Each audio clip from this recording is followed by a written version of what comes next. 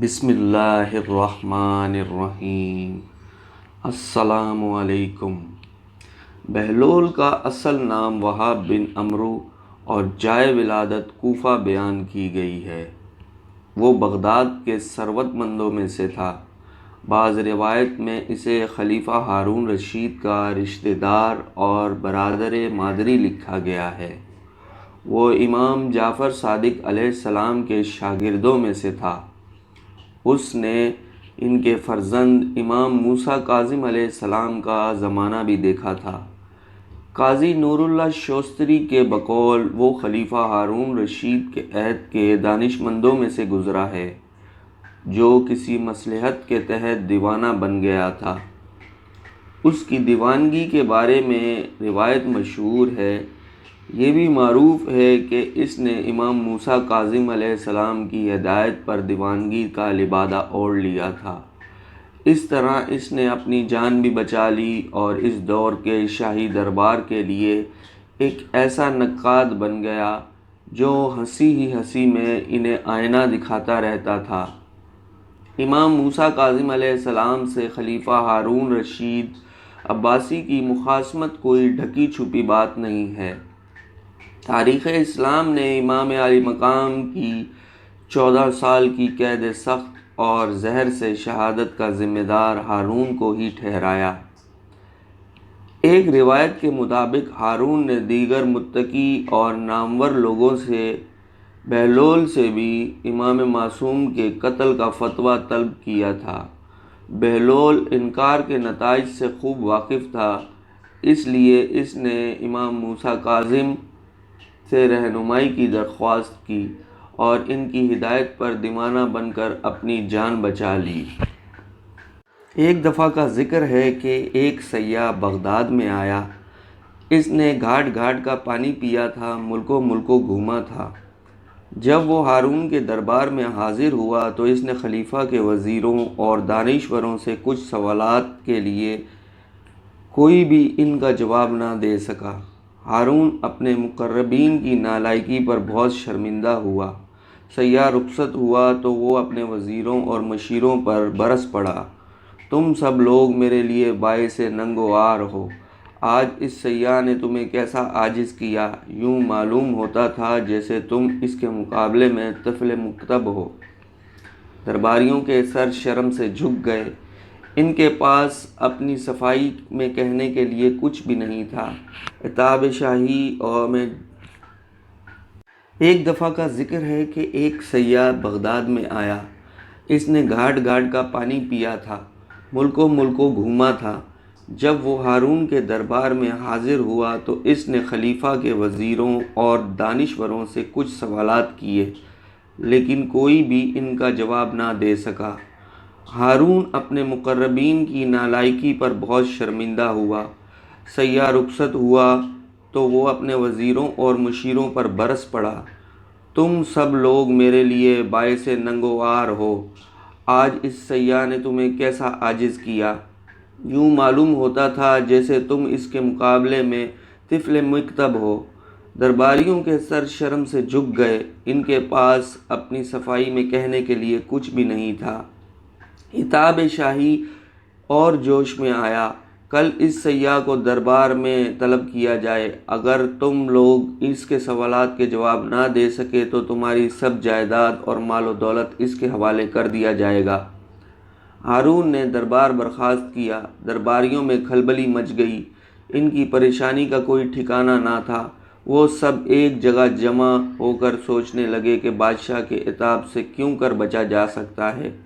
آخر ایک شخص کو اچانک یاد آیا اور وہ خوشی سے بولا، دوستو، اس مشکل کو حل کرنے کے لیے ہمارے پاس بہلول جو موجود ہے، مجھے یقین ہے کہ وہ سیاح کو لاجواب کر دے گا اور اس کے سب سوال کے جواب ٹھیک ٹھیک دے گا۔ باقی سب لوگوں کے بھی جان میں جان آئی اور وہ سب مل کر بہلول کے پاس پہنچے۔ اسے تمام ماجرا سنایا تو اس نے انہیں تسلی دی کہ وہ اگلے دن دربار میں پہنچ کر سیاح کے سوالوں کے جوابات ضرور دے گا۔ اگلے روز دربار آراستہ ہوا۔ وزیر، امیر، مشیر زرعی کرسیوں پر بیٹھے ہارون اپنے زر نگار تخت پر مطمئن ہوا۔ سیاح کو بھی ایک کرسی پیش کی گئی۔ ہارون نے اہل دربار پر نگاہ ڈالی اور بولا، تم میں سے کون اس معزز سیاح کے سوالوں کے جواب دے گا؟ اہل دربار نے آنکھوں ہی آنکھوں میں ایک دوسرے کی طرف دیکھا کہ بہلول کا نام کس طرح لیں، کہیں اس کا نام ہارون کو ناگوار نہ گزرے۔ اسی وقت بہلول کی آواز گونجی، یہ دیوانہ حاضر ہے، اہل دربار کو زحمت کرنے کی ضرورت نہیں۔ وہ اپنی لاٹھی پٹکتا گدڑی شانے پر ڈالے داخل دربار ہوا اور سیاح کے قریب جا بیٹھا۔ ہارون کچھ ہچکچایا، لیکن پہلو میں بیٹھے ہوئے وزیر نے اس کے کان میں کچھ کہہ دیا جس سے اس کے چہرے پر اطمینان کی جھلک نظر آئی۔ سیاح نے بہلول کی ہیئت قضائی کی طرف دیکھا اور قدر تعجب سے بولا، کیا میں آپ سے سوالات کروں؟ بہلول نے بولا، بصر و چشم۔ بہلول نے مستعجی سے جواب دیا۔ وہ سیاح اٹھا اور اپنی چھڑی سے زمین پر ایک دائرہ کھینچ دیا۔ بہلول نے فوراً ہی اٹھ کر اپنے عصا سے اس دائرے کے درمیان میں ایک لکیر کھینچ کر اسے 2 حصوں میں بانٹ دیا۔ سیاح کے چہرے پر مسکراہٹ آئی اور اس نے ایک اور دائرہ کھینچ دیا۔ بہلول نے اس مرتبہ دائرے کو 4 حصوں میں بانٹا اور ایک حصے پر چھڑی رکھ کر کھٹکھٹائی۔ سیاح نے قدر حیرت سے اس کی جانب دیکھا اور زمین پر اپنا ہاتھ الٹی طرف رکھ کر انگلیاں آسمان کی طرف اٹھا دیں۔ بہلول نے اٹھ کر اپنا ہاتھ زمین پر اس طرح رکھا، اس کے ہاتھ کی پشت اوپر تھی۔ سیاح اپنی نشست پر آ بیٹھا اور توصیفی لہجے میں بولا، مرحبا، آفرین، عالی جان، میں آپ کو مبارکباد دیتا ہوں کہ آپ کے یہاں ایسے دانشمند اور عالم موجود ہیں جن پر فخر کیا جا سکتا ہے۔ ایسے شخص کی قدر کی جانی چاہیے۔ کیا بہلول نے تمہارے سب سوالوں کے جواب ٹھیک ٹھیک دیے ہیں؟ خلیفہ ہارون نے پوچھا۔ یقیناً اس نے کسی بہت عظیم درسگاہ سے تعلیم حاصل کی ہے، جو اس کے پاس اتنا علم ہے کہ یہ میرے اشارے فوراً سمجھ گیا۔ سیاح بولا۔ بہلول مسکرایا، اس عظیم درسگاہ کا نام مت پوچھنا کیونکہ اسے سب جانتے ہیں۔ بہلول کا اشارہ سب سمجھ رہے تھے، لیکن سیاح کچھ نہیں سمجھا اور چاہتا تھا کہ کوئی سوال کرے کہ ہارون نے فوراً پوچھ لیا، اگر تم ان اشاروں کو ذرا کھول کر بیان کرو تو اہل دربار بھی محظوظ ہو سکیں گے اور سیکھ بھی لیں گے۔ سیاح بولا، آپ نے دیکھا کہ میں نے زمین پر دائرہ کھینچا تھا، میرا مقصد زمین کا کرہ دکھانا تھا۔ آپ کا عالم فوراً سمجھ گیا اور اس نے دائرے کے 2 برابر حصے کر کے مجھ پر ظاہر کر دیا۔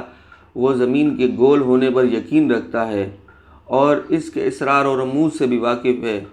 اس نے اس لکیر سے خط استوا کو دکھایا جس سے زمین شمالی اور جنوبی کرے میں بٹ گئی۔ پھر آپ نے دیکھا کہ میں نے ایک اور دائرہ کھینچا۔ آپ کے عالم نے اس کے 4 حصے کر کے مجھے سمجھا دیا کہ زمین میں 3 حصے پانی اور 1 حصے خشکی ہے، اور جب میں نے اپنے ہاتھ کی انگلیوں سے زمین پر اگنے والے نباتات کی طرف اشارہ کیا تو اس نے بارش اور سورج کی نشاندہی کی جو نباتات کی بالیدگی اور نشو و نما کا ذریعہ ہیں۔ میں ایک بار پھر کہتا ہوں کہ آپ کو ایسے دانشمند پر فخر کرنا چاہیے۔ ہارون کو اندازہ ہو گیا تھا کہ بہلول ایک بے ضرر اور مفید انسان ہے۔ اس کی شگفتہ باتوں کی حکمت تغفن طبع کا ذریعہ بھی بنتی ہے۔ وہ بغداد شہر کا ایک پسندیدہ اور ہر دل عزیز کردار تھا۔ جب بھی ہارون اس کے ساتھ سختی کرنا چاہتا، اس کی شوخی میں چھپی ہوئی دانشمندی اسے صاف بچا لے جاتی۔ بہلول کی تمام زندگی اسی آنکھ مچولی میں گزری۔ خلیفہ ہارون رشید کوشش کرتا رہا کہ اسے کسی طرح پھانس لے یا اس کا قصہ ہی تمام کر دے، مگر جسے اللہ رکھے اسے کون چکھے۔ بہلول اپنی دیوانگی کا لبادہ اوڑھے اس کے اور اس کے وزیروں کے سامنے کھڑا انہیں آئینہ دکھاتا رہا۔ وہ اپنے پاگل پن کی آڑ میں نہ صرف اپنی جان بچاتا رہا بلکہ انہیں علم و حکمت کی تعلیم بھی دیتا رہا اور اپنے جنون کا سہارا لے کر عوام کی مشکلیں حل کرتا رہا۔ ایک مرتبہ خراسان کا ایک مشہور فقیہ بغداد آیا۔ ہارون کو بھی اس سے ملاقات کا اشتیاق ہوا۔ اس نے اسے دربار میں بلایا، گرم جوشی سے اس کا خیر مقدم کیا اور بڑی قدر و منزلت کے ساتھ اپنے پاس بٹھایا۔ فقی اس عزت افزائی پر پھولے نہیں سما رہا تھا اور ہارون پر اپنے علم کی داغ بٹھانے کی کوشش کر رہا تھا کہ اچانک بہلول کہیں سے پھرتا پھراتا دربار میں آ نکلا۔ اس نے سلام کیا۔ ہارون نے اسے بیٹھنے کے لیے کہا۔ فقی نے اس کا معمولی لباس، بوسیدہ گدڑی اور دھول میں اٹی ہوئی جوتیاں دیکھیں اور قدر حیرت سے بولا، آپ بہت مہربان اور فراخ دل ہیں کہ معمولی لوگوں کو بھی اپنے دربار میں جگہ دیتے ہیں۔ بہلول اپنی جگہ سے اٹھا اور اپنا عصا کھٹکھٹاتا اس کے قریب پہنچا اور بولا، قبلہ گستاخین معاف، آپ اپنے ناقص علم پر کیوں اس قدر مغرور ہیں؟ آپ میری ظاہری حالت کا خیال نہ کیجیے اور میرے ساتھ علمی مباحثہ کرنے کے لیے تیار ہو جائیں تاکہ آپ کو یہ پتہ چل جائے کہ آپ تو کچھ بھی نہیں جانتے۔ فقی نے ایک نگاہ غلط انداز اس پر ڈالی، میں نے سنا ہے کہ تو پاگل ہے اور میں پاگلوں سے مباحثہ نہیں کیا کرتا۔ میں نے کب کہا کہ میں پاگل نہیں ہوں؟ میں تو اپنے پاگل پن کا خود اقرار کرتا ہوں، مگر آپ ہیں کہ آپ کو اپنی کم علمی کا کچھ پتہ ہی نہیں، بہلول نے مزے سے کہا۔ ہارون نے قہر آلود نگاہوں سے بہلول کی طرف دیکھا۔ بہلول خاموش رہا۔ تمہیں معلوم نہیں کہ یہ خراسان کے نامور فقیہ ہیں، اسی لیے تو میں چاہتا ہوں کہ یہ مجھ سے علمی مباحثہ کر لیں، بہلول نے اطمینان سے کہا۔ ہارون بھی علمی مباحثوں اور مناظروں کا شائق تھا۔ وہ اس فقی سے بولا، کیا مذائقہ ہے، تمہیں بہلول کی دعوت قبول کر لینی چاہیے۔ تو پھر میری ایک شرط ہوگی، فقی بولا۔ اجازت ہے، تم جیسی چاہو شرط طے کر لو، ہارون نے اجازت دی۔ فقی بولا، میری شرط یہ ہے کہ میں بہلول سے ایک معمہ پوچھوں گا، اگر اس نے درست جواب دیا تو اسے 1000 اشرفیاں دوں گا اور اگر یہ ناکام رہا تو مجھے 1000 اشرفیاں دینے کا پابند ہوگا۔ بہلول مسکرایا، ہم فقیروں کے پاس مال دنیا کہاں، ہاں میں خود کو آپ کے سپرد کر سکتا ہوں کہ آپ ایک غلام کی طرح مجھ سے کام لیں اور اپنی 1000 اشرفی پوری کر لیں، اور اگر میں 1000 اشرفی جیت گیا تو وہ ناداروں اور محتاجوں کو حصہ ہے کہ امیر المومنین علی المرتضیٰ علیہ السلام فرماتے ہیں کہ جہاں بھی دولت ضرورت سے زیادہ ہے وہاں یقیناً کسی حقدار کا حق ضائع ہو رہا ہے۔ مجھے منظور ہے، اور کیا تم تیار ہو کہ میرا معمہ حل کرو؟ فقی نے کہا۔ بصر و چشم، بہلول نے جواب دیا۔ علی جا، آپ کی بھی اجازت ہے؟ فقی نے ہارون سے پوچھا۔ اجازت ہے، خلیفہ ہارون نے شاہانہ تمکنت سے کہا۔ فقی نے اپنا معمہ پیش کیا۔ ایک گھر میں ایک عورت اپنی شرعی شوہر کے ساتھ بیٹھی ہے۔ اس گھر میں ایک شخص نماز پڑھ رہا ہے اور دوسرا روزے سے ہے۔ اچانک دروازے پر دستخط ہوتی ہے اور ایک ایسا شخص اندر داخل ہوا جس کے آ جانے سے شوہر اور بیوی ایک دوسرے پر حرام ہو گئے۔ نماز پڑھنے والے کی نماز باطل ہو گئی اور روزے دار کا روزہ بھی باطل ہو گیا۔ کیا تم بتا سکتے ہو کہ باہر سے آنے والا شخص کون ہے؟ دربار میں سناٹا چھا گیا۔ لوگ ایک دوسرے کا منہ تکنے لگے۔ بہلول نے برجستہ کہا، گھر میں داخل ہونے والا شخص اس عورت کا پہلا شوہر ہے جو سفر پر گیا ہوا تھا، جس کے بارے میں یہ خبر ملی تھی کہ دوران سفر انتقال کر گیا ہے۔ اس عورت نے حاکم شرع کی اجازت سے اس مرد سے عقد کر لیا تھا جو اس کے برابر بیٹھا ہوا تھا۔ انہوں نے 2 اشخاص کو اجرت دی تھی کہ وہ مرحوم شوہر کی قضا نمازیں ادا کریں، روزے رکھیں۔ اسی اثنا میں پہلا شوہر سفر سے واپس آ گیا کیونکہ اس کی موت کی خبر غلط تھی، چنانچہ اس کے آتے ہی دوسرا شوہر اس عورت پر حرام ہو گیا۔ ان دونوں اشخاص کی نماز روزہ باطل ہو گئے جو شوہر کو مردہ سمجھ کر اس کے لیے پڑھی اور رکھے جا رہے تھے۔ مرحبا مرحبا، بہت خوب بہلول، بعض اوقات تو تمہاری دیوانگی فرزانوں کو بھی مات دیتی ہے۔ ہارون نے ستائش کی۔ باقی وزیر اور امیر بھی داد تحسین دینے لگے۔ شور کچھ کم ہوا تو بہلول کہنے لگا، کیا عالیجا کی اجازت ہے کہ میں بھی حضرت فقی سے ایک سوال کروں؟ اجازت ہے۔ کیا آپ تیار ہیں؟ بہلول نے پوچھا۔ ضرور پوچھو، فقی نے نحوست سے کہا۔ فرض کریں کہ ہمارے پاس 1 مٹکا شیرہ اور 1 مٹکا سرکہ موجود ہے۔ ہم اس سے سکنجبین تیار کرنے کے لیے 1 پیالہ سرکہ اور 1 پیالہ شیرہ مٹکوں میں سے نکالتے ہیں اور دونوں کو کسی برتن میں ملا دیتے ہیں۔ اس وقت پتہ چلتا ہے کہ اس میں تو ایک چوہا مرا پڑا ہے۔ کیا آپ بتا سکتے ہیں کہ وہ مرا ہوا چوہا سرکے کے لیے مٹکے میں تھا یا شیرے کے مٹکے میں؟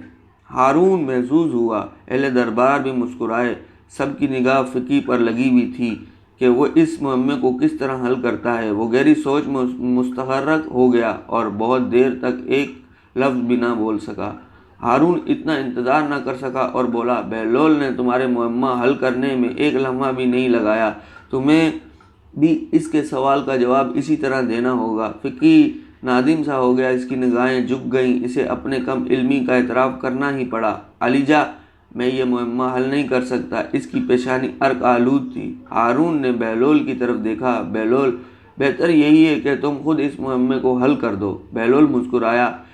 کیا حضرت فقی، اب بھی آپ اپنی ناسمجھی کے قائل ہوئے یا نہیں؟ فقی بولا، بہلول، تم نے مجھے احساس دلایا ہے کہ علم کی کوئی حد نہیں، کسی کی ظاہری حالت کو دیکھ کر اسے کمتر خیال نہیں کرنا چاہیے۔ تو سنیے جناب، کہ ہمیں چاہیے کہ اس چوہے کو سکنجبین سے نکال کر اچھی طرح دھو لیں، پھر اس کا پیٹ چاک کریں۔ اگر اس کے پیٹ میں سرکہ ہوا تو سمجھیں کہ وہ سرکے کے مٹکے میں تھا، اگر شیرہ ہوا تو پھر اس نے شیرے میں ڈبکی لگا کر جان دی ہے، لہذا جو کچھ بھی اس کے پیٹ میں ہوا اس شے کے مٹکے کو ضائع کر دینا چاہیے۔ اہل دربار اش اش کر اٹھے۔ ہارون بہت محظوظ ہوا۔ اس نے بہلول کو آفرین کہی۔ فقی نے سر جھکایا اور 1000 اشرفی اس کے سامنے ڈھیر کر دی۔ بہلول نے تمام اشرفیاں سمیٹ کر اپنی جھولی میں ڈالی اور محل سے باہر نکلتے ہی انہیں ضرورت مندوں میں بانٹنے لگا۔ جب وہ اپنے بسیرے پر پہنچا تو اس کی جھولی خالی تھی۔